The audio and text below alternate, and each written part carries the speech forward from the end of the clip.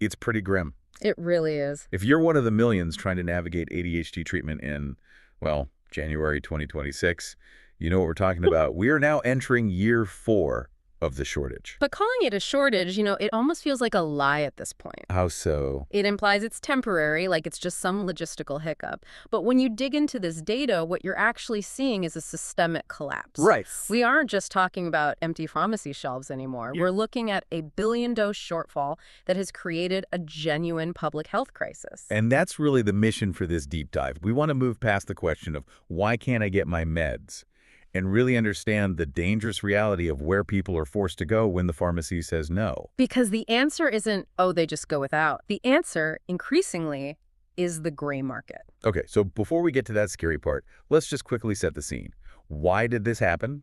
Because the numbers we found are just wild. During the pandemic, telehealth claims for ADHD didn't just double or triple. They went up 3,552%. An incredible demand shock.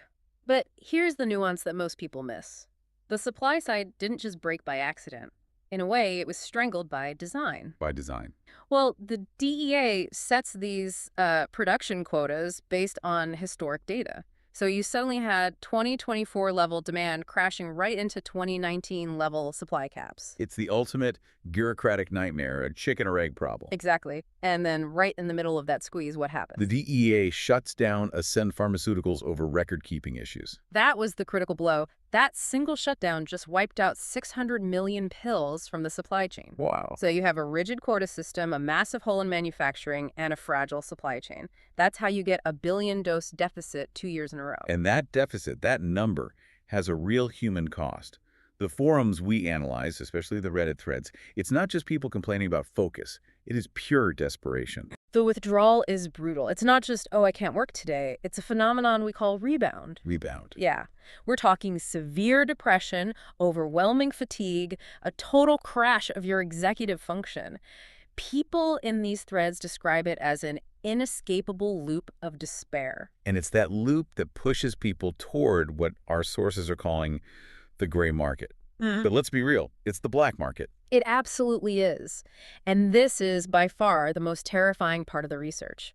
When the legitimate channels are closed, illicit ones will always open to meet demand. And they're making counterfeit pills. Counterfeit pills, yes. Pressed and dyed to look exactly like Adderall, same color, same stamp.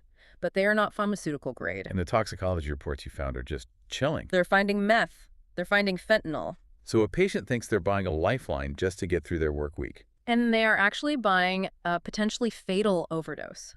The failure of the supply chain is directly feeding the overdose crisis. It's that simple. Okay, so if you're listening to this and you feel stuck in that loop, what does the data say about safe alternatives?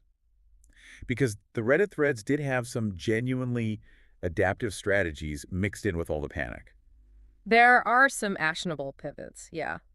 The shortage tends to hit the immediate release stimulants the hardest, so the data suggests looking at what are called prodrugs. Things like Asteries or Vivance. Exactly. And these are the ones where the active ingredient is chemically locked, right? That's right. It's often bound to an amino acid. Your body has to enzymatically cleave it off, basically unlock it to make it work. Which makes it harder to abuse. Much harder. And ironically, that sometimes means the DEA quotas are a bit more lenient and you might have better luck finding it in stock. There was also a note about different delivery methods. I mean, most adults don't think to ask their doctor for chewables or patches. And that's a market inefficiency you can sometimes use to your advantage.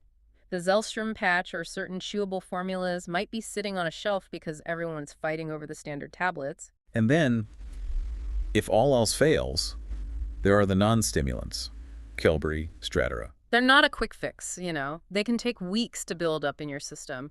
But they completely sidestep the entire controlled substance chaos.